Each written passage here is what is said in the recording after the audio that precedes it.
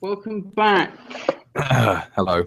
Back again to talk more Doctor Who stuff. I apologise that we're 6 minutes behind schedule. Yes. We were trying to work out whether or not we could get the comments section to work on the video. Again, didn't seem to want to happen. All we could get is we could just get the stuff to come up on the main Google Plus Hangout thing. So I guess if you can access it via that way, you can talk to us via the chat there. I'm just going to very quickly have a little look to see if anything's changed now that we're broadcasting. But I just think YouTube's being a bit weird with this whole live stream stuff at the moment. So apologies if you're trying to comment and it doesn't get to us. So, well, where do we begin? So, last time we left off, it was the Zygon two-parter. Just the first episode had just gone out, hadn't it? Yes, it had, because we were contemplating whether or not it was we should bother commenting on it. Yeah. Given that the first part had just come out. So, right. I guess we start there, don't we? Yeah. So, what did you think of the second part of the Zygon story? I honestly, I don't remember an awful lot about it, and that's terrible. I don't know. It was just really forgettable. The whole adventure was just, and it was a shame seeing it as it was, you know, the Zygons' big major return. Yeah. It is really because you can't really count Day of the Doctor because Day of the Doctor they were barely in it really, and then to have this, it didn't really feel like a worthy sequel to Terror of the Zygons, did it? No, I mean there weren't.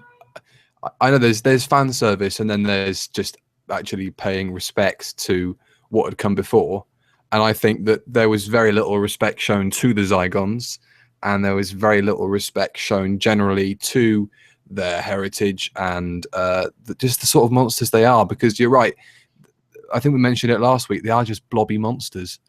That's the thing; they've become blobby monsters. They were so sinister in in Terror of the Zygons. I mean, we said it was like Douglas Camfield's wonderful direction, the fantastic incidental music and stuff. I mean, that all adds to it. But I just think the characterization of this time they were quite, they were running around a lot, and I don't know, they worked better as these quite composed, stealthy, lurking monsters. And even when they were disguised as humans, they were all very creepy. There was always something inhuman about them then.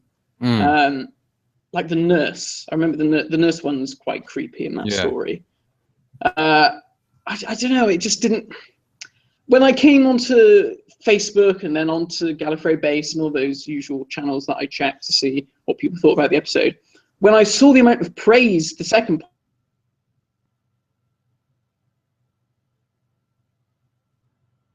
part, especially, it didn't really do anything for me. I couldn't quite see what it was that people were really clinging to. And I didn't really think the Zygons the Zygons weren't really in the second episode that much as Zygons proper. I mean, we only had Clara's Bonnie, the Zygon. I wasn't so keen. What do you think?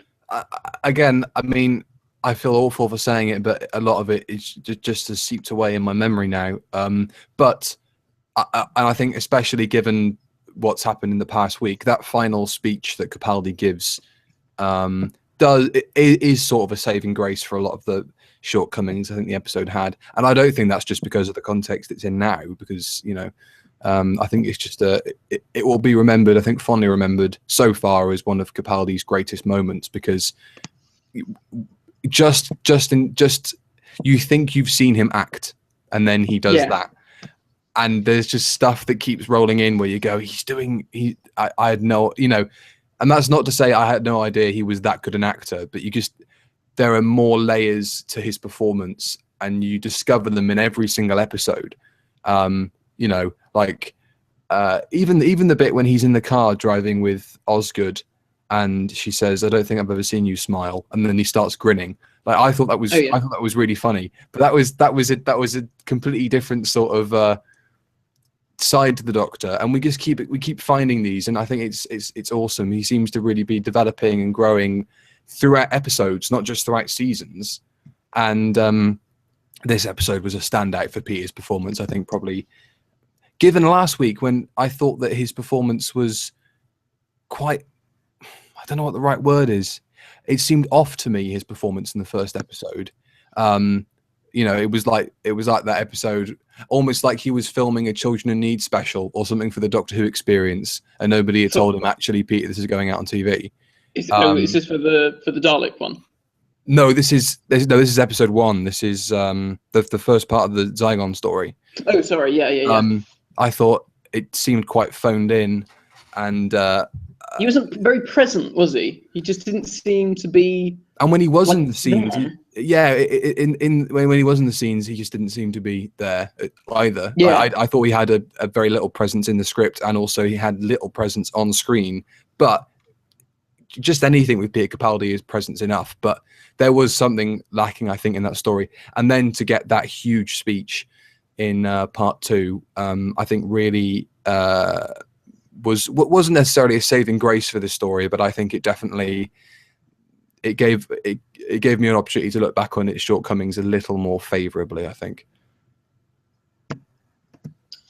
Yeah, I liked that bit with, like you said, I like the speech. I think everyone liked the speech. I think everyone was praising it. I wasn't so keen on his little game show host. I don't know. I think the fact that you've got something as like, oh god, the world's gonna explode, and then he's messing around. I think that was quite funny. It wasn't done in an obnoxious. How could I say that word? It wasn't done in an obnoxious way like Tennant. It was done in a very sort of, I'm in command and I'm making you guys look like idiots, not I'm making myself look like a fool. That was sort of how I reasoned that working, I suppose. Okay. Yeah, I just think it was missing something, and I know that people probably won't agree with that necessarily, but I just didn't feel. I think part of the problem was, and someone mentioned this on Gallifrey Base, something that unsettled me. And I understand that, they were sort of, the whole speech that the Doctor was giving was about, forgiveness and all this kind of thing. But someone did make an interesting comment and said, surely the issue with this story for this person and for me as well was that here you've got Bonnie the Zygon, which I hate, Bonnie the Zygon, who has been instrumental in leading an extremist group and killing innocent people, be it human and Zygon. And at the end, it just sort of felt like, well, you've learnt your lesson, off you go. And I was like, well, that doesn't really sit right with me. Doesn't sit right with Bonnie's character at all, because Bonnie was so, was so radicalized by this idea. Yeah. That, like nothing, like unwavering in her wish to destroy, the peace treaty and the ceasefire and all that sort of stuff. That I suppose the speech was powerful enough for the viewers. So in context, maybe you could say it was powerful enough for Bonnie to go, actually, that's a pretty good idea. But as a conclusion, as a resolution, I think you're right. It didn't seem like that big of a deal to her until like the last couple of bits of dialogue where Capaldi was like pleading, and then she was like, oh, all right, then I guess you're right. And it was a little bit out of left field. Like, are you sure that's what she'd say? Yeah, and another thing that I didn't like about that whole thing was, obviously she told the extremist group of Zygons, or stand down, everything's fine, we're just going to carry on with the peace treaty that we've got going. But it did make me think, well, hang on a minute, they're still out there, and what's to stop one of them from going, bugger what she's saying, come on lads, let's just go out and Yeah. Sort out the rest of them. And you could tell as well, those two stood there. They were the only costumes they had. Yeah. No more than two Zygons ever appeared in a scene together. And it was a little bit like, even in the classic series, they'd mix it up a bit. Like, they wouldn't have all 6 Dalek props in Genesis all in one scene. They'd have a couple wandering around corridors. But obviously with that, it was like, we've got 2, we've got to make it. It was just made a bit too obvious that there were only 2 costumes. Yeah, it was quite funny. And I think another thing, again, to do with the costumes, obviously I think they're very good. I think they've done a really good job of updating the Zygons.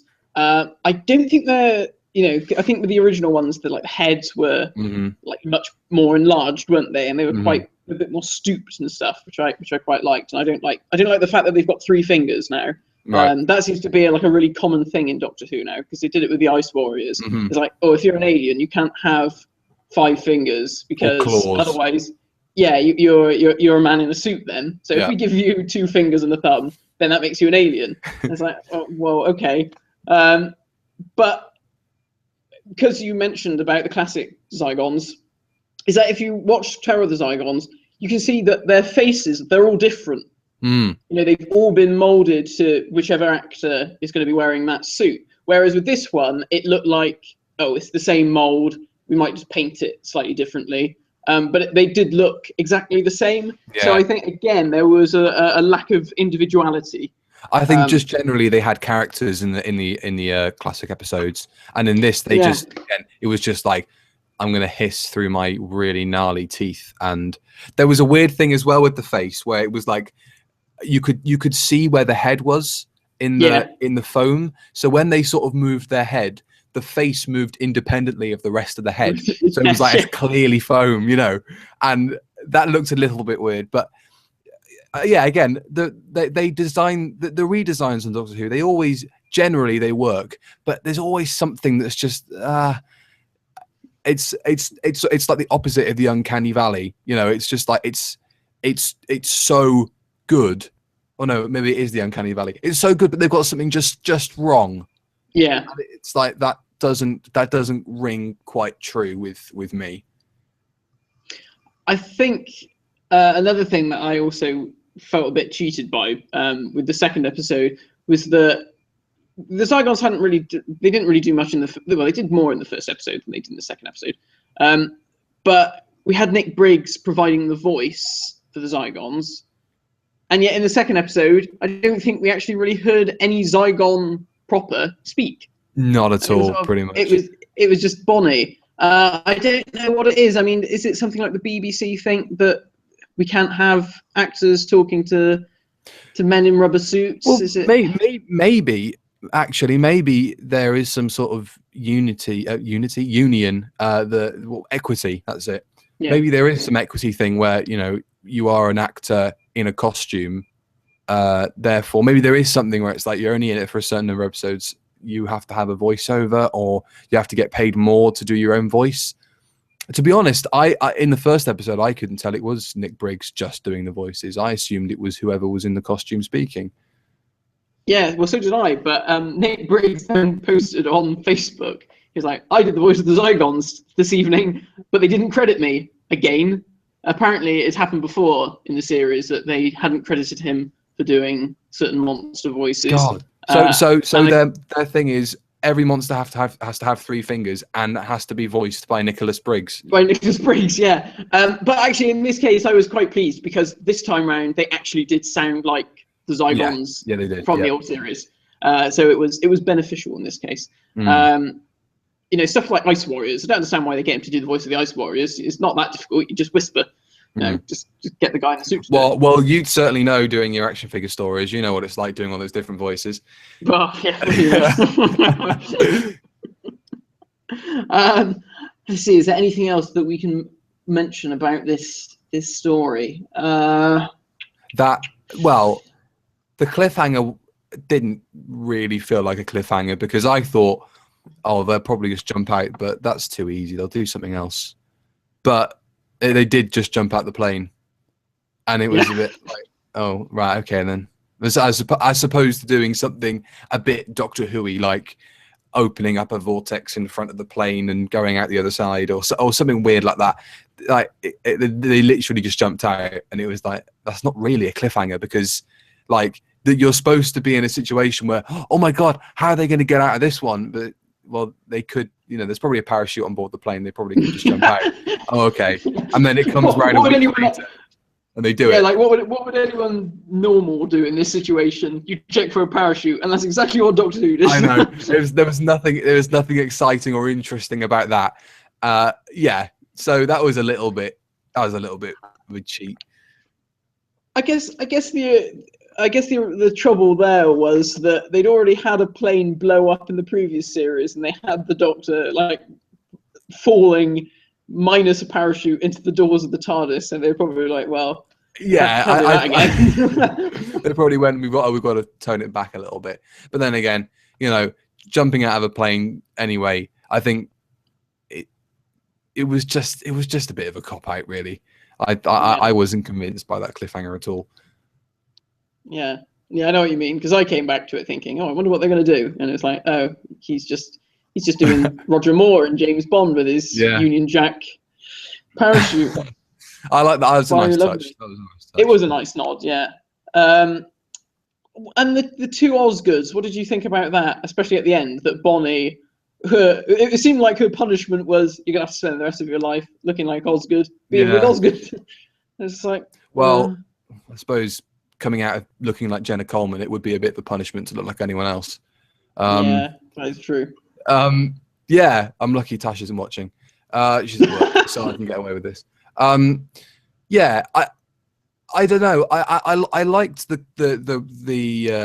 subplot of, it doesn't matter who I am. You should just like me for me. Oh, that got on my nerves. I mean, I can see what they were doing, but it just really annoyed me that everyone kept saying, "Oh, yeah." I think we got it the first time. We get what you're trying to say. We get what you're trying to say. You don't need to keep hammering it home for it to be like relevant. Like everybody understood the subtext to that.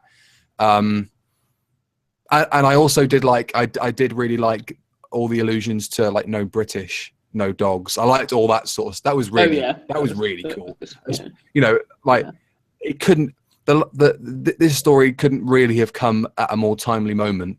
Unfortunately, couldn't have really come at a more. It was. I know that everybody freaked out when, oh my god, a plane crashed and that happened last week. They could not have predicted that. But the situation that it covers, the subtext of immigration and so on, that's an ongoing thing, and it will be ongoing for a very long time. And I think, as I said, given the previous, the past week's events, it's more relevant than ever, and I'm very happy that Doctor Who's covered something like that. And it's almost a throwback to the Barry Letts era, where Barry was very interested in getting all these topical issues, making them relevant, not making them relevant by putting them in Doctor Who, but for a younger audience, making them look at what's going on and transposing them under a sci-fi situation. Yeah, I think Mark Gatiss said recently that something along the lines of, nowadays kids can just go onto Twitter, even if they just go onto their parents' Twitter account, and it's just there. They see all these images of these terrible things happening. So to paint it under a Doctor Who veil is a nicer way of bringing that to them, I guess. Mm-hmm. It's not so on the nose. Okay, I think we've said all we can say on the Zygons. I like the name, the Zygon Invasion. It would have been better if it was the Invasion of the Zygons. Well, it wasn't originally Invasion of the Zygons, and then they changed it at the last minute. Yeah, I don't know why. The Invasion of the Zygons, the Inversion of the Zygons. That works. That works just as well. In fact, the Zygon Invasion, I think the Zygon Invasion and the Zygon Inversion doesn't work as well as a title for a Doctor Who episode. I've always liked the something of the something. That's always you don't really get them anymore. No. You only really get them with Dalek stories, but even that's starting to become a disappearing trend now. Okay, so that was the Zygons. So this Saturday, we had Sleep No More by Mark Gatiss. It's been massively polarizing, hasn't it? Like, it's been really interesting to see what people thought about this. So obviously, for people who may or may not have watched it, this story was noteworthy because it was Doctor Who's attempt at doing a found footage story, kind of like Blair Witch Project and Paranormal Activity, those sorts of things. And they tried to really sell it as being found footage. So we're not even going to have the title sequence and stuff. That was a very bold departure, and I did like the way it appeared.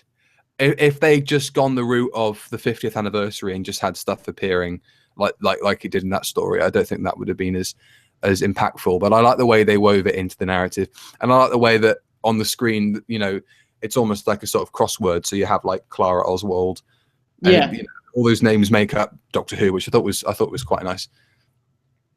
Yeah, I don't know. I mean, I felt it was a bit weird not having the title sequence. It was weird. It was weird, but for the nature of the story, I think you've got to forgive it, really. And the fact that, like I said, I think it worked. I think it in the context of the story, it worked fine. Yeah, I see what you're saying. Okay, so what did you think about the actual episode in terms of the found footage? The way it was presented. I thought it worked fine. I remember I texted you or something like halfway through the episode, and I went, "Hang on, we just saw Clara's point of view," and I thought it was a cock up initially because obviously, like in a scene like that, you'd have coverage, you'd put the cameras wherever you want, but in a found footage scenario, you've got to have them in in a very rigid position. You can only have it from someone's camera or POV, and you can only really have it from like a wall-mounted security camera. And so, that restricts them, obviously. And I thought, oh, right, they've copped out and they've just given anybody a POV shot. And then Capaldi looks at her down the screen, and I went, oh, wow, that's quite cool. So are they sowing the seeds for something later in the series? Because, of all the spoilers and, the speculation going around Clara's involvement in the last two stories. And should we talk about that here, or should we leave it? I think you could possibly mention it. I mean, so long as we're not too spoilery. Okay. I mean, I don't really know anything for anybody watching, if you don't want to hear, mute the video now, and then when I put my hands up like that, keep watching the screen. When I put my hands up like that, that means you can put the stuff back on. All right? Okay. Also, for people asking, the chat is working on Google Plus. If you do want to talk to us on this, then go to your Google Plus account and find the video, search Matt's name, and you should be able to get involved in the chat. Right. So, the whole hybrid thing, the Time Lord Dalek splicey thing. Yes. Yeah. Is supposed to be the big crux of the end of this year. And and rumor is that it's Clara. So when they showed the POV, I sort of went, oh, so does that mean she's got cameras for eyes, like a Dalek eye stalk? And that's what I thought initially when they showed her POV. But I still don't know that to be real or a spoiler or speculation. So I will now stop talking about it, unless you have anything you want to say about it. Well, I was just to say, I tell you what, if it turns out that Clara is this bloody hybrid, I am going to be so pissed off. I'm just like, that is just, why so predictable?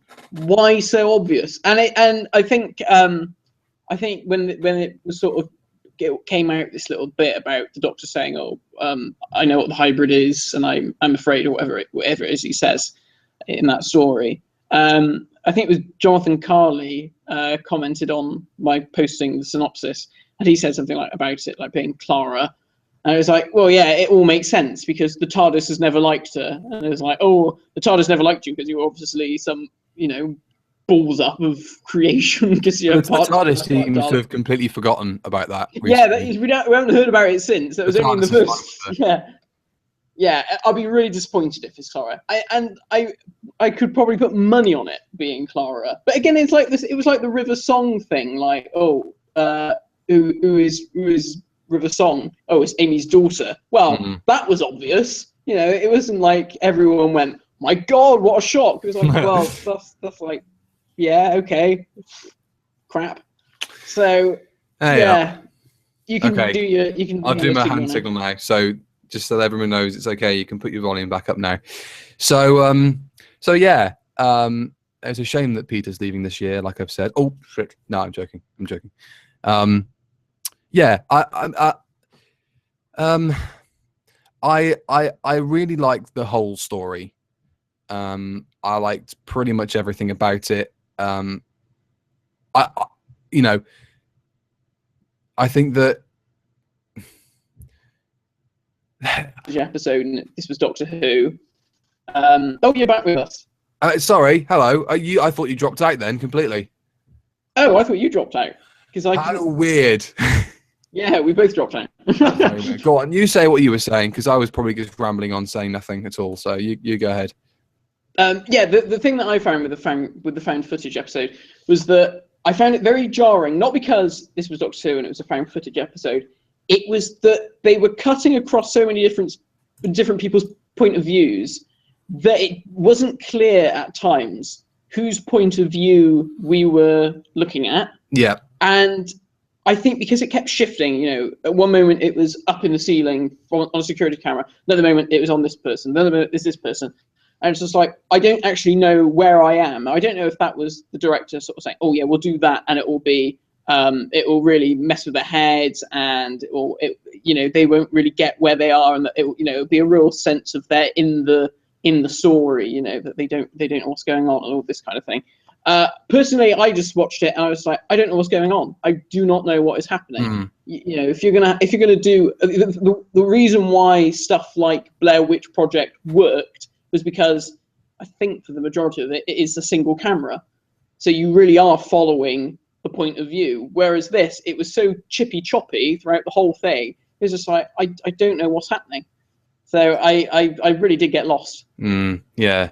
I didn't have too much trouble because I don't know. I followed it fairly well. Yeah. It was difficult to gauge my reaction to the story because I pretty much purely went off of the ending, and because I loved the ending. I thought it was really creepy. Okay. Yeah, that was really nice. You know, I'm surprised they did it. You know, because this it was much, really quite creepy. Yeah, and you know, it was great. I think there was some throwbacks to Ghostwatch in that ending. The whole sort of breaking the fourth wall thing, saying, you know, it's or like the Ring. You know, this thing is encoded to make you act a certain way. And of all the I both love it and think it's a bit come on. The Doctor Who is about, you know, finding, you know, normal things in everyday life and going, what if it was this, and then they go, it was Sleepy Dust. So Mark Gatiss obviously just sat there in his room, probably watching Stephen Moffat story, getting sleepy, and just went like that, and went in the corner of his eye and went, yes, get me a computer. And you know, that's quite. I both love that and think it's a bit cheap. I sort of, the story lost credibility at that point for me when it was like, oh, it's sleep in your eye, you know. And Catherine was watching it with me, and she was like, "Is this really what's going on? That this is sleep in your eye?" And I said, "Yeah." And she was like, "No, this isn't true, is it? This is a joke." And I was like, "Well, this seems to be where it's going." And then, you know, the punchline did not arrive, so nope. I was sort of like, what is this? And it's quite funny because I was watching More Than 30 Years in the TARDIS the other day, and Barry Letts said about how Doctor Who is at the scariest when it takes things from everyday life and makes them scary, as opposed to like Daleks and Cybermen. And I thought, yeah, that's true. But it works with shop window dummies. Yeah. It doesn't really work when you got sleep in your eye and you go, "Oh Christ, it might turn into a monster and kill me," or whatever. I've got two very relevant questions here that have been submitted via Google Plus. One of them saying, "Would you like to see a new Auton story?" I don't really think there's anything new they can do with them. It worked rebooting them in a new context with the first story, but it's sort of like in Terror of the Autons, they couldn't just be shop window dummies again, so they'd have to be something quite different. That's the trouble, isn't it? They're a bit of a one-trick wonder, and I think it's the same problem with like the Sea Devils and the Silurians. Sea Devils and the Silurians, it's always going to be, this was our planet, we want it back, sort of thing. And it's the same with the Autons. Autons are always going to be, we're dummies when we come out of shop windows, and that's it. That's our gimmick. So it's tricky. And somebody else here is saying, how did you pronounce his name? Rasmussen? Yeah, I don't know. Reece Shearsmith's character. Somebody mentioned that they could have been an incarnation of the Dream Lord, which I did hear somebody else mention that, and I thought that would be quite nice to see a return from the Dream Lord. But then again, I'd want to see Toby Jones playing. Toby Jones was excellent as the Dream Lord. I'll be honest. It's not like he's a different It's not like he's a Time Lord as well. Like, he can't change his face. No. But they could. I suppose they could. In a dream circumstance, it's somebody else's face. But I think Toby Jones was absolutely perfect as that character. Yeah, I wasn't. I'll be honest. I wasn't overly enamoured with Reece Shearsmith in this. I think he got better towards the end. I think the trouble with Reece Shearsmith is, now I absolutely love the League of Gentlemen, and Reece Shearsmith is superb in the League of Gentlemen, but I think when it comes to a lot of straight acting, it isn't his strength. There is something about him that's quite vaudevillian in his performances. Like Inside Number 9, it plays to his strengths because he's a different character every week, so he can invent scenarios and situations for himself that that work within his range, and he is a very good actor in those circumstances. But I think given a straight role is where he, maybe you felt his performance wasn't that strong, because obviously he plays characters with much deeper motives, and they're much more complex and have I suppose are much more interesting really than just I'm evil and I want to spread a message for the sake of it and all that sort of stuff. So Inside Number 9, in Inside Number 9, you'll see him playing characters with a much darker streak in them, and I suppose he couldn't really have let himself out to play a character like that in the show.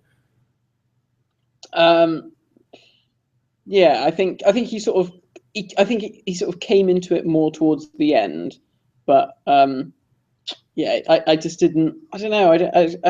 Perhaps it is just because. Perhaps it's because I'm just so used to seeing him in those comedic parts, be it dark. They're always sort of dark comedies. But it just felt not out of place, because I think he's the sort of person who works in Doctor Who. I don't know. Maybe it just wasn't the right role for him. I'm not sure. I was reading a really great piece in Doctor Who. It was a really great interview with him and Mark Gatiss. I read it in magazine. That was really nice. That interview between them, and he did really out himself to be a Doctor Who fan, which was really cool. And he's been clamoring for a role for ages. Maybe it's fair to say this wasn't the role he should have had. I think he should have had maybe a slightly longer term role, something that he could get his teeth into a bit more. Because if this had worked as a two-parter, because Mark Gatiss, I think in that interview, said originally he pitched it as a two-parter and then realised it was a 45-minute episode. I think if it was a two-part story, maybe he would have been able to flesh himself out a little bit. I think that's a good point you've mentioned there. I didn't realise that he pitched it as a two-parter. I think the story needed to be a two-parter. I think this story would have worked a lot better if it was 2 parts, if they'd have just ditched the whole point of view thing. I think it felt like a gimmick. It felt like they'd sat around a table and gone, right, Doctor Who's all about being experimental and what have you. Let's try and come up with something that we haven't done yet. Oh, Blair Witch Project type story. Let's try and do that on primetime telly. We'll try it. And it didn't really work. I felt it hindered the story. Maybe it wouldn't work technically with recording blocks and such. But what if you wanted to make it work? What if you had the first part is a normal episode, it's the setup, and then the second part is Rasmussen, introducing it, saying this is sort of the payoff. Not literally, but this is what happened after this event, and this is the main bulk of the story told like that. I don't know. I mean, I didn't really like him keep cutting in. That annoyed me.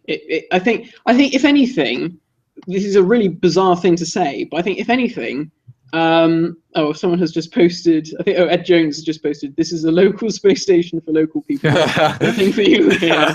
Very good. The thing, I think, when I was watching it, I felt more aware that this was a TV program than if I was watching Doctor Who normally. Yeah. You know, that sounds a bit mad because obviously. No, I think you're right. I think there was something about it. The last couple of years, I don't know if it's you, but sort of general special effects or general visual effects and graphics for Doctor Who, they look like they've really gone downhill. Like recently, Yeah. like even, you know, what we would have seen on the Doctor's monitor in Eccleston's TARDIS, like the Gallifreyan symbols and stuff. What we see now seems to be there seems to have just been a cull in the graphics department or something like that. So. I suppose watching this episode and this episode being made in this era, you're right. It did seem very artificial. It seemed very staged. Maybe given another director, it could have been something else. But it was weird. I mean, I liked the monsters. I thought the monsters visually were all right. I thought they looked quite good. And I think, you know, the setting was good. And, you know, I know it was sort of based under Siege story again. You know, they were big lumbering monsters. I think Kat sort of said that probably the reason why I liked them was because they were like old school. Yeah, they were. Monsters.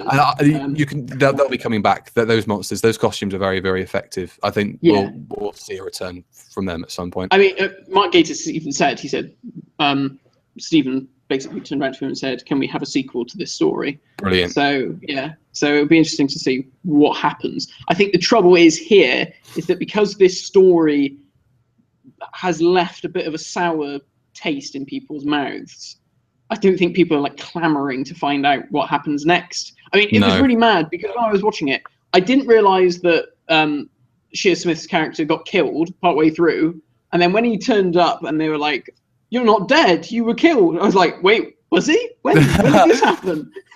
I was like, "You sure?" And then towards the end, I really don't know what happened. All of a sudden, I get the impression a lot of stuff was cut out as well, because you know they're filming in a different situation, so maybe they overshot or you know something like that. I think there are maybe a few more scenes between, you know, just sort of running around the corridors and that final confrontation. I think some stuff happened there that we haven't seen. Yeah. Another thing was it was, as you were sort of saying about when we started seeing through Clara's eyes and you sort of thought, "Oh, that's strange. Have they messed up here?" The guy who they made a point of saying, "Oh, he hadn't been in the machine, so we can't see through his eyes." All of a sudden, before he died, we had the POV shot, but on his gun. And it was like, wait, where did this come from? Why did they not have that all along? Yeah, when they have that all along. Mm-hmm. It was all very jarring. And the bit of the computer saying, "Sing the Mr. Sandman song." It just felt out of place. It was like, wait, what's this? You know, I guess was Gatiss trying to say, "Oh, okay, let's try and make it realistic. So this is a space station, and people are going to do stupid things like mess around with the AI and stuff." And but I just felt it didn't work, and obviously it sounded like GLaDOS from. That's fine. That I think the look of it and the scale and the scope of it suited a two-parter much better. And it's a shame that we didn't get that really. So yeah, generally a little bit of a waste, but then that ending completely made up for that for me personally. I could sort of forget what had happened the previous 40 minutes. Those last 5 minutes were just very cool. Yeah, I don't know. I mean, I'm going to rewatch it again. I'm going to rewatch it again on probably Saturday morning because I didn't watch it. Usually I try to rewatch them. I didn't rewatch it this time, so I'm going to give it another go, and I'm going to sort of really try and sit down and watch it and try to understand what's happening. My major issue, and I think Kat pointed this out as well, is that obviously the Doctor sort of hacks into people's eyeballs or whatever, into the sleep of their eyeballs. The thing is, what is it that he's hacking into? Because they're not mechanical, these creatures. Yeah. Oh God! Don't even go there. Not mechanical. Come over there and break those. You know, what's he hacking into? They're not mechanical. What is the signal that he's hacking into? I don't understand it. No idea. No idea. See, it was just like, you know, when the Doctor turns around and goes, "Oh, I'm hacking into the Wi-Fi," I can understand that because it's Wi-Fi. You could hack into the Wi-Fi. Oh, I'm hacking into the sleep in your eye. Like, wait, what? What? Well, yeah, but I didn't really get the whole. If you watch this video, it's got the code in it that will make your eye, the sleep in your eye, become sentient and absorb. No idea. It was just like, what the? What's going on? It doesn't matter. Honestly, it does. It does. There's something in your eye. Oh my god! I was just Spooge McDuck. It was just awesome. And like his face, like falling away as well, was really cool. Forget the face bit. I don't care. I know, honestly, like... I don't care. You can't convince me. His eye, and then his face, and then yeah. Oh, right. Okay. Yeah, that automatically places it above the horror Fang Rock for me. Anyway, let's move on. Madness, bloody horror Fang Rock. The computer and grab me.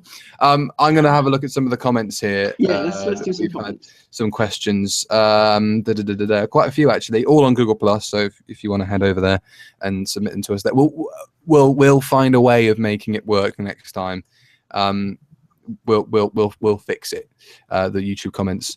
So what's our favorite story of the series so far?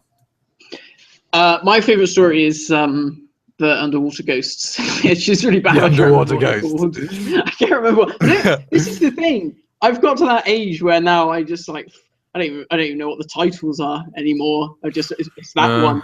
That's bad. That's bad. And I was thinking on the bus today actually. It's mad to think that they've got plans for Doctor Who to keep running on television in some format until 2020. So that means it'll have been on air for 15 years, which is incredible for, you know, a TV series in this day and age to be going that long. And then it made me think that in another 10 years after that, it would have been running, if it runs continuously, it'll have been running for 25 years. That would be as long as the classic run.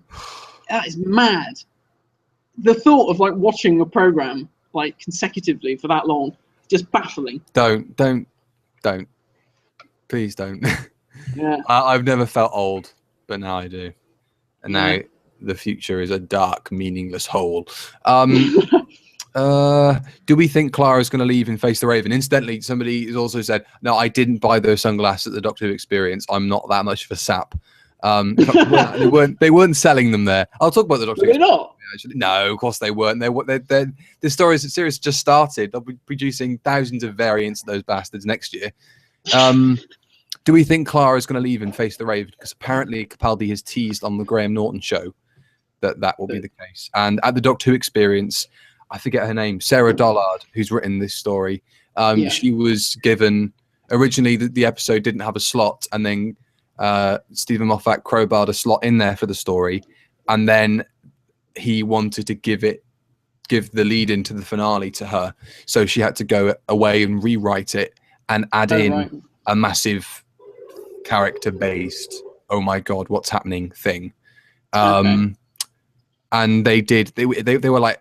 There was like, are you even pretending to be coy about this? Like, it's definitely to do with Clara. So what do we think about that? Would we rather see Clara leave here or maybe in the finale? Well, this was the thing. I thought I saw the other day before the Doctor Who festival and all that kind of thing. I think I read somewhere else that Clara leaves in episode 10, or Stephen Moffat had said Clara leaves in episode 10. And then Doctor Who magazine came out, and you know, the picture of her was from the season finale. I was like, oh, so she's leaving in episode 10. She's never coming back. But don't worry, she's back in episode 12 in some form or another. And that thing, I said to you the other day, Moffat says Jonah Coleman will never appear again. 3 days later, you can never say never. Oh, my.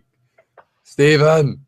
It really irritates. Do you know what he said? Do you know what he said at the Doctor Who experience? And he said, the Doctor Who festival, not experience. He said, the way I write is I say, you know, I've got the first 20 minutes and I don't know how it's going to end. And then I turned to Tash and I went, That's very fucking telling, isn't it? And That is, isn't it? he said to Sarah Dollard, he said she like, you know, wrote it as a treatment and was delivering the whole script, and he said, oh, forget that, just write the first 20 minutes and see what comes out, and just give it to me. And I said, well, I've never written anything like that before. And he says, this is different, this is Doctor Who. Right, so maybe this is where all our grievances are stemming from, Stephen. It's all becoming clear. No wonder the BBC get fed up with him. Like, you know, you don't bring your scripts in on time. It's because he's like just a law unto himself. He did. He was quite funny about it. He did say every episode I write is the one where I go, I can't finish this episode, and then he says my wife has to remind me, you said that last week about the other script, and he went, okay, fine, I'll just go back upstairs and carry on writing it, which was quite funny. But yeah, there were a couple of moments in there that was a bit telling. Yeah. I can imagine. I've forgotten did we even answer the question? Yeah. So yeah, do we think Clara's going to leave in Face the Raven? I reckon she's going to properly leave in Face the Raven, and then something will happen, and the Doctor will go back in time or go to an alternate reality to meet one of the alternate Claras, or you know, it's going to be one of those things in this program that we watch that's just a bit shit. Who do we want to be our next companion? This person has a feeling it will be a Shilda. A TARDIS trio might be nice, male, female, and the Doctor. I'd quite like that, because I liked the idea of Rory, Amy, and the Doctor. Forgetting their relationships together, because that's eventually what made that group insufferable. I like that dynamic. So that would be quite nice. Maybe a Shilda and Riggsy or something like that. But having said that, I don't like a Shilda. I was going to say not her. Just hammering that in there. No. Well, I think Stephen Moffat and Capaldi have both sort of said that it would probably be a new character, and that it would be someone that we haven't met before. So almost certainly. Which, I'd be glad to see someone else. I don't know. It might be quite interesting to have a male companion, a la Jamie. Don't know if that'd be quite funny. Capaldi's Scottish. So yeah, I don't really know at this point. I mean, it would be nice to have something really different, like a character who's an alien or not from Earth. Yeah, like what's her name? The fish lady from the McGann comics. Oh, Destry, yeah. Something like that would be cool. Yeah, I guess the trouble there is that if you've got a woman in like full alien makeup, it costs so much money to do. I'll just get a CGI penguin and bring Frobisher back. That wouldn't be too hard. That'd be perfect.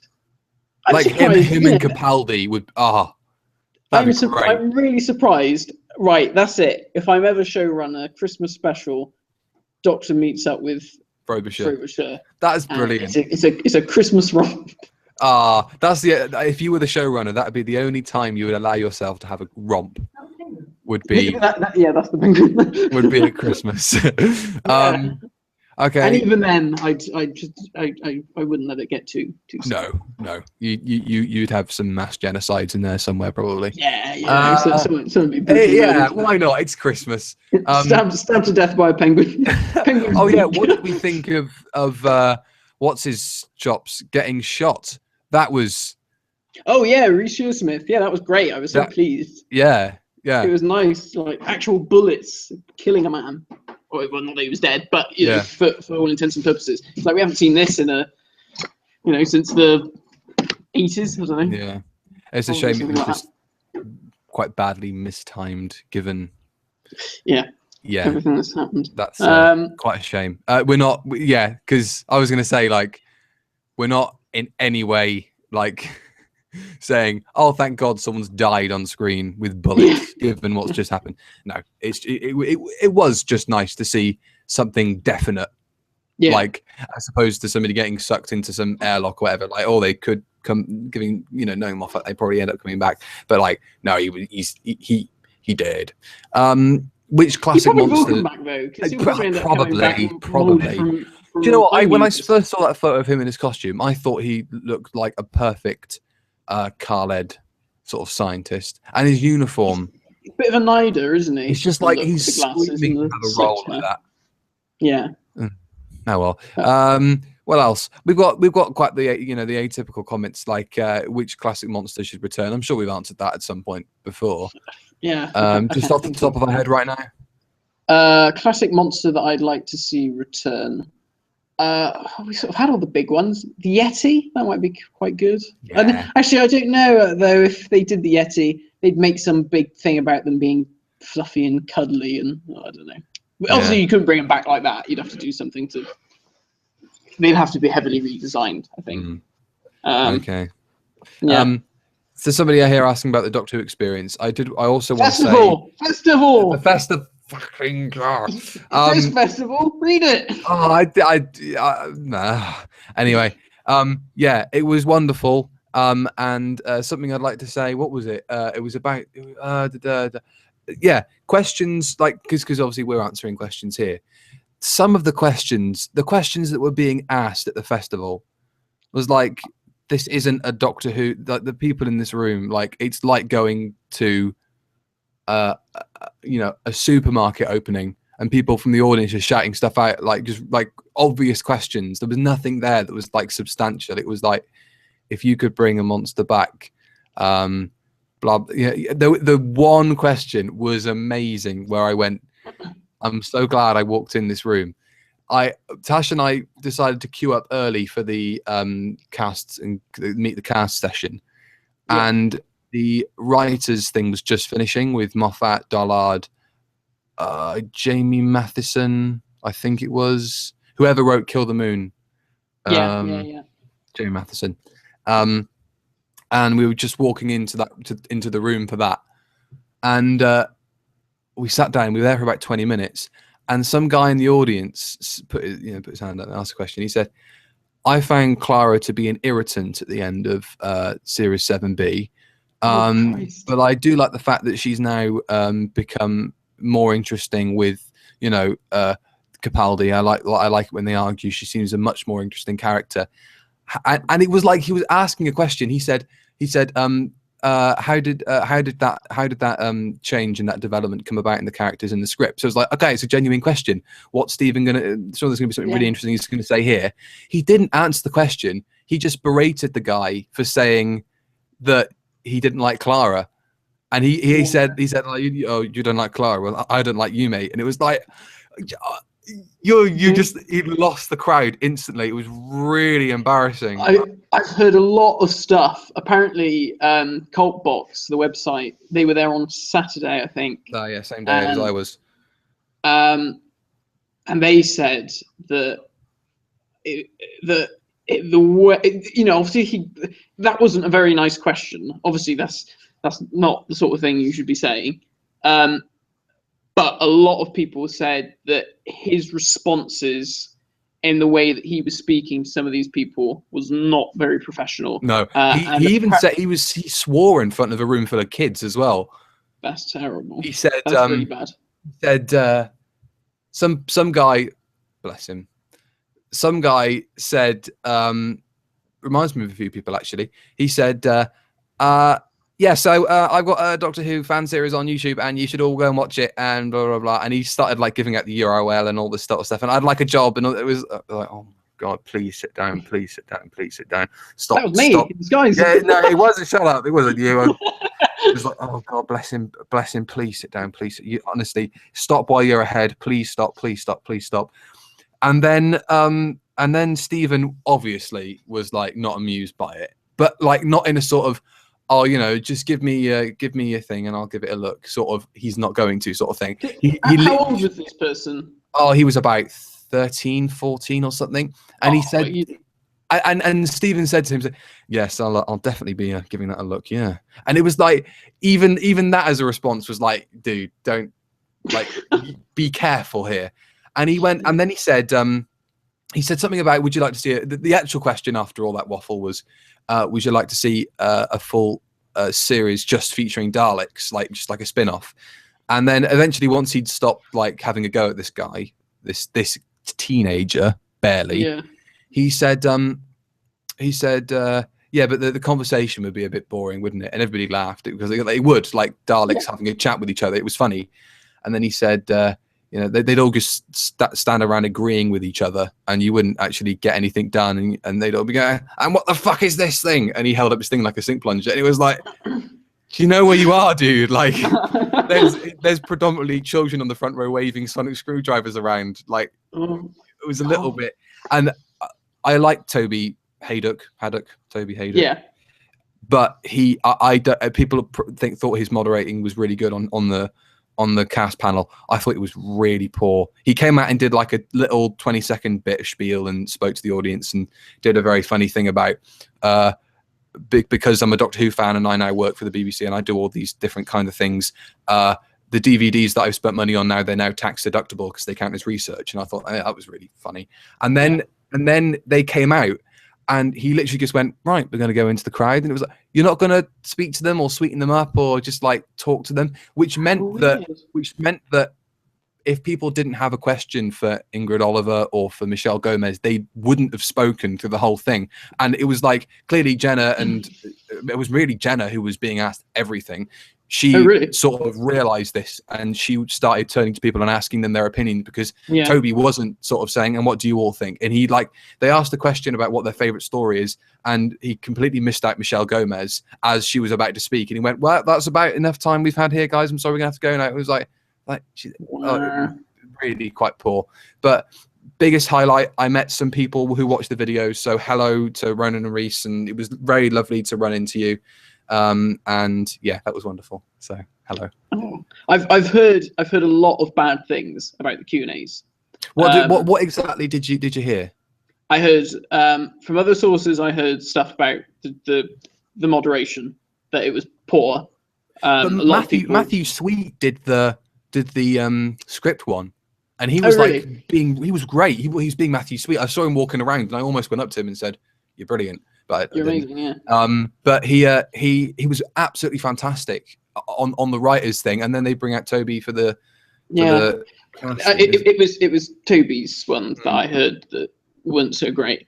That's interesting because I thought everybody from everything else I'd heard that everybody assumed he was quite good or said he was quite good. But it's interesting that other people have had complaints about it as well. It's funny because it's a shame because going to the 50th one that they did, the only one that we went to in terms of the Q&As was the Classic Doctors. Yeah. We might have gone to the one about the explosions. Oh thing. yeah. It might have been like everyone did that and that was shit. But the good one was the Classic Doctors, and Nicholas Briggs moderated that, and he was brilliant. Yeah. He spent ages talking to them all, and then at the end did a Q&A. So, I mean, because they're all they're all the Doctor, they're all going to speak. They all wanted to get their little bit in. But it was brilliant. It was so entertaining. It was like you could just sit. You just didn't want them to stop. And even when he kept saying, "Oh, right, we have to finish now," and the crowd was going, "Oh," Colin Baker and Tom Baker, they're all going, "Oh no, come on, just another one, one. Come on, they've come all this way to see us. Let them have another one. Let them have another one." And you could see Nick was there like, we've got people coming and we've got people go, okay, but it was funny, but it was good, and that's what we want. Even Peter was sort of sat there, sort of. I love Peter because whenever you see him, sort of, I'm going off tangent, but it's something similar the Beatles do as well. Whenever you see the Beatles being filmed for a television show, you'll see moments where they sort of catch themselves in the monitor, and they'll look at themselves, and Paul will sort of like, pretend like he's not looking and sort of go like, "Is my tie straight?" Yeah, and he'll carry on singing and he'll keep looking back at it like that. Yeah. But Peter Capaldi does exactly the same thing. He saw himself in the monitor. He laughs like that, and then he sort of sees his face appear on the monitor, and he goes, and he goes back to his pouting sort of like, "Oh, I'm the Doctor" sort of face. And it was really funny. Somebody here's asked, "What are my thoughts on Colin Baker cosplayers?" Now, I don't know if they were there, and that's why they're asking. But Jesus Christ, there has been a massive popularity surge in people wearing the Sixth Doctor's costume. Really? Honestly, there were more Sixth Doctors there than there were Fourth Doctors. Wow, my God, And I that's was that's thinking, amazing. have people where have people bought these coats? Because if there are more of them than usual, then Yeah. surely somebody's producing these coats, and that's why everybody's wearing them. Wow. I want a Colin Baker coat. Yes, I want they were awesome. And there was I saw a 6-year-old dressed up as Colin, and that looked amazing. And there was a toddler dressed as a Cyberman, and his sister was dressed as K9, and their dad was dressed as the War Doctor. Oh, right. Wow. It's just a family of brilliance. That's really cool. But have a guess. Which character do you think had the most number of cosplayers at the festival, given its audience? Ooh. The sort of people that go, "Oh my God, I can't believe you're actually up on that stage and you're actually listening to me." So my question is, and then ask something really stupid like, "Will blah blah blah ever come back?" Lots of people dressed as Clara. No. No, I thought it would be that because it's just like, oh, they just went to Topshop and actually, they said on all the costumes they had little flyers and it said like where all the costumes are from, and like Clara was just Topshop, literally just Topshop all the way. It's brilliant that you think that the costume designer is just like, right, I'm just gonna go over to the big shopping centre in Cardiff in my lunch hour, and pretty much go through the racks and go. Yeah, I this. Pretty much. Go on, have a guess. Who do you think? Which character? Oh, I don't know. A recent character. A recent character. Oh, not Osgood. Yeah. Well, it's Osgood's easy, isn't it? everywhere. You got to think. These are just kids who are like, right, I'm going to steal a lab coat from school because it's easy. I did it myself for something once. Yeah, I'm a rebel. Stole a lab coat. It was just like the people walking around were like, well, if I dress as Osgood, not only am I dressing as like a current thing so everybody will recognize me, but I'm also wearing a Tom Baker scarf. So everybody will know like I'm a big Doctor Who fan and that in it. And it was like clearly you probably didn't even know which Doctor owns that scarf. And like there were a couple that were really good because some twins went. Okay. As double Osgoods. And that looked really cool. That was like a double take moment. Like that's when it works. Like, yeah. Otherwise, you are just wearing a lab coat, sneakers, and yeah. And Tasha and I had a conversation about Osgood because we were talking about. I said to her, I was looking around the room, and I went, Jesus, when I was 9, I would have loved this to be happening at that time. But now I'm 19, like this massive festival, all these people here for Doctor Who. But now I'm older, I don't like it. You know, like it was something like you don't want to bite the hand that feeds you, but it was like this is so like commercialized and it's so mainstream. I will admit, in that regard, I'm acting like a bit of a hipster. It's like it's too mainstream for me. That there's like young people here, like dressed up, and like, this is very weird. And we both agreed that one of the main problems we have with it is everybody's dressed as Osgood, and we know that character was only invented so people could dress as Osgood, and you know the character's only supposed to be the fan in the show, but the like the companion is like the companion's supposed to be the viewer. You're not supposed to have a character that is the fan. No. Like it works once or twice, but that's my 2 pence on it anyway. It worked in the 50th because it was, you know, it's like it's the anniversary, it's a little nod, a little wink. When you start bringing them back, it's like, oh right, this week Peter Davison's shirt. This time Sylvester McCoy's duffel coat, scarf. I tell you what, I when we saw the duffel coat of the Experience, I said Jonathan would be very happy about that because I remember Jonathan getting his out when we were doing that video. And that's a magnificent duffel coat, that, and Jonathan would be proud. Yeah, really? Yeah. I'm sure he'd go and see it and he'd go, well, that's not right. And no, absolutely. Those aren't the right things. But I mean, I did it when I watched it. I thought, well, tie's not right, scarf's not right, shirt's wrong. Osgood is wearing what's the name of the company? It's Levatsky, isn't it? It's the Levatsky Abbey Shot and Levatsky stuff. Yeah, so cheeky, like. You know what you're doing, Beeb. You know exactly what you're doing. I'm surprised the little thing didn't come up at the bottom in the episode. available to buy now. Or like at the end where it says, and a selection of Doctor Who products are available from this company. Now, we said about, they should be doing this, and they did it the other week. They said about the Underwater Menace on DVD. Underwater Menace! Yeah! They were listening to us. I didn't see that. Yeah, and of all the things, they didn't sort of say, there's new 12th Doctor adventures in novel form, or Big Finish have got the further adventures of the War Doctor. It was like, there's a Patrick Troughton story out on DVD. It's not even the full thing. It's only 2 episodes. The other 2 are telesnaps that are barely watchable. Give it a go. I still haven't got it yet. Have you not? No. I get it, but I still haven't got it yet. It's the documentaries are great. The documentaries are good, but the recons are crap. You're better off trying to find loose cannons recons like online somewhere. Somebody's just said about Osgood, the paradox there being, so there's cosplaying as a cosplayer then. Yeah, that's how low we've got, that people are cosplaying as a cosplayer. Yeah. Oh dear. What else? Only in Doctor Who. Unfortunately, only in Doctor Who. Yeah, I wouldn't have said this a few years ago, but no, now it is. Shall we talk a little bit quickly about the 10th Doctor clip that's come out? Oh yes, yeah, because we did mention. Did we mention it last? Yeah, we definitely mentioned it. Yeah. So they've finally released a clip, haven't they, of David Tennant and I was going to say Donna Noble, but that's not her real name. And Catherine Tate. I was expecting you to say it then. That's bad. I wasn't expecting you to say the right thing. Catherine Tate. Catherine Tate. They released the first clip, which I've been sort of eagerly waiting for, because this is even more so than the War Doctor stuff, because obviously the War Doctor fits in between the TV movie. He's got more of a classic edge to him than the new series, I think.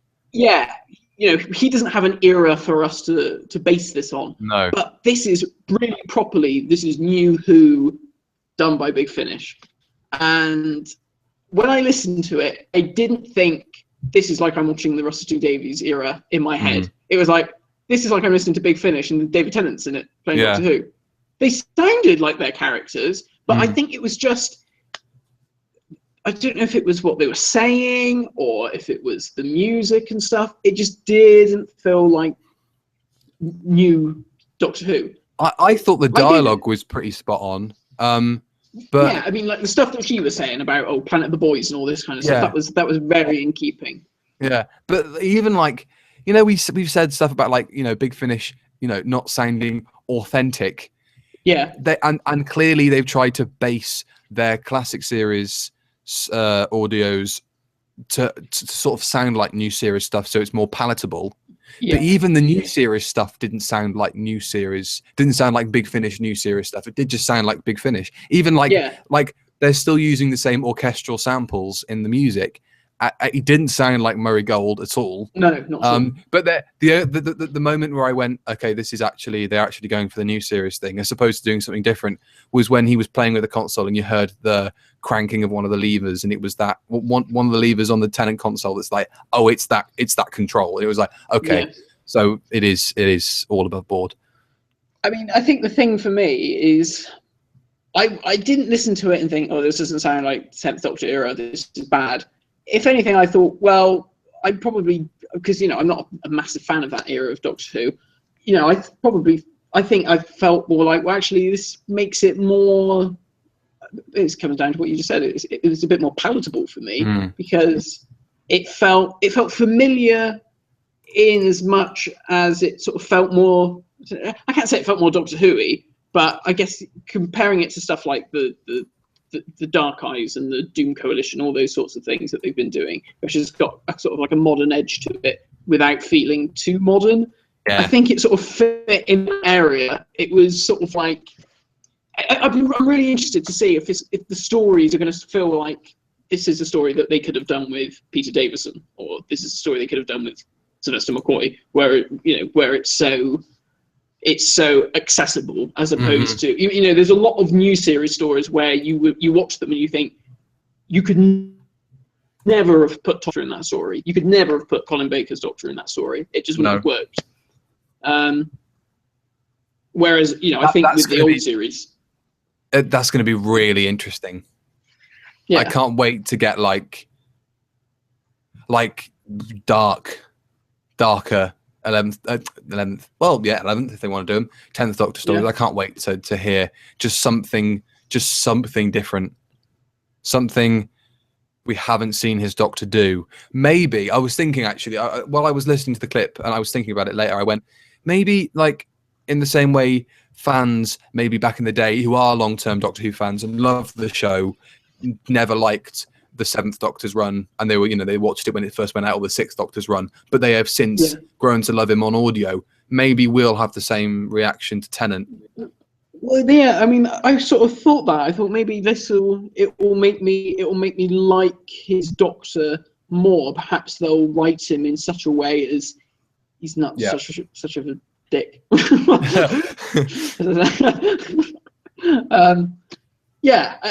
That's interesting. That is an interesting point, and I think it would be the same with Matt Smith, because I think Matt Smith was a bit of a Colin Baker in as much as I think he could have been. Yeah, it's the general public's perception of him, certainly. Yeah, he could have been a much better Doctor if he'd have been given decent scripts and if he hadn't been told to do daft things and stupid catchphrases. I'm so glad that the 12th Doctor doesn't have a catchphrase. It's just sort of dawned on me that he doesn't really have a catchphrase, does he? That whole 100% Rebel Time Lord, that sort of thing has faded away, which was nice. I'm glad they didn't bring that into that it come to fruition, really. Yeah, that was that heavy-handed catchphrase. You can't really imagine Davros sitting around him and saying, "Oh, you are more than a Time Lord." No, I'm 100% a Rebel Time Lord. It's a little bit. That'd be a little bit difficult to crowbar into scripts, wouldn't it? Even more difficult than fucking Geronimo. Oh my god, that was literally like they obviously had a planning meeting with the BBC and they went, so what's your catchphrase for the 11th Doctor? And they went, hey, they went, what's your catchphrase for the 11th Doctor? 10 had one, so just what's the catchphrase for the 11th? What have you got? And he went, yeah, I've got one. Give me a minute. Hello. No, that's not right. Matt, why don't you try some out? Oh yes. Geronimo. Yes, that's the one. That's in all the scripts already. It's already written down there. It's interestingly enough. We'll leave it on a cliffhanger here. Moffat said that he's already had his meeting with the BBC executives to discuss what's happening in Series 9. So he's already. I'm sure he has discussed with the BBC what's happening in Series 9. I would hope so. I would hope so. And they've just been releasing it. He's already discussed Series 10 with them, and he has in effect pitched it to them. But then it was like after that, he was like, I think he felt a bit emasculated by the term pitched, and he went, I've already pitched it to them. Not that I need to pitch it to them, right? That was like somebody saying like, Stephen, rumor has it you've got a small penis. I haven't. No, I've not. That's not. It's huge, and I don't need to. I don't need to answer to anyone. All right. I'm the only. I don't need to answer to anyone. I'm the big dog around here. All right. And when the room went, okay. But yeah, apparently he's already pitched it to them. Wouldn't it be marvelous if the BBC turned around and were like, "We really don't like your idea. We're going to get someone else."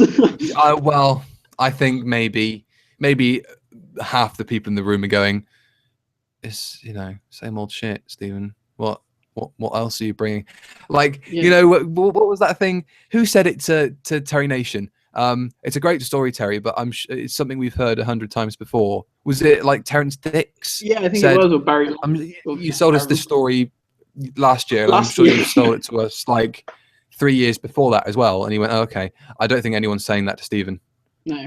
What I can't wait for is in like 20 years' time when he's an old git and he's like not really writing anything anymore, and we've got all the DVDs coming or whatever we're using then, and we're getting all the dirt, and Christopher Eccleston is being interviewed when he's at his old people's home saying, "Oh, they were all fucking bastards. I didn't like this and I didn't like that, so I told them to shove up their asses." People would just turn around and like, yeah, so every time that Stephen Moffat came in, we were like, oh, Christ, here we go. Sexual innuendos, right, okay. Badly written women, right, fair enough. we had a checklist of just all the shit, but we couldn't get rid of him because we were contractually obligated to use him. You know what? It wouldn't surprise me.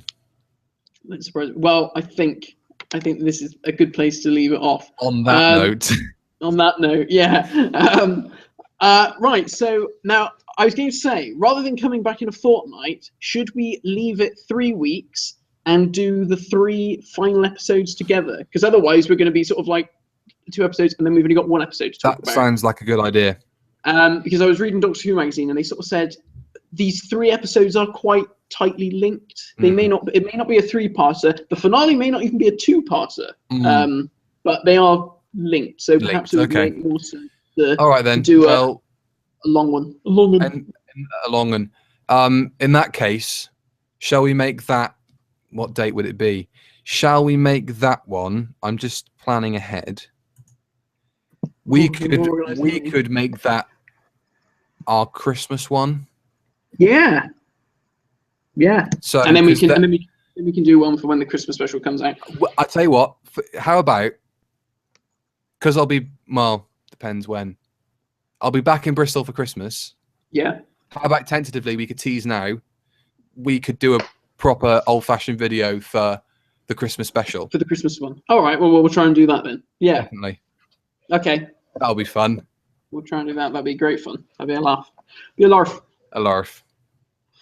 Right. Well, thank you for watching, guys. It's been very good fun, as ever, chatting about Doctor Who and having a good old laugh.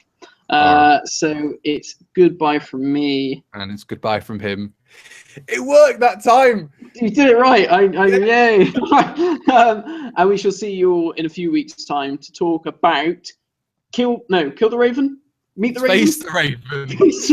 Kill the Raven. Kill the Raven. Face the Raven. Hellbent. No, Heaven Sent. Hellbent. No. Oh, you do it. I don't know what they're called. Hang on. No. If we're teasing it properly, hang on a minute. Doctor Who. I thought the magazine was somewhere. This is called research, right? Which, granted, I called this next year series 9. So, it's Heaven Sent, Hellbent. Right. So we're coming back for Face the Raven, Heaven Sent, and Hellbent. Right. So we'll see you guys next time. Thanks for watching. Yeah. Bye-bye. Goodbye.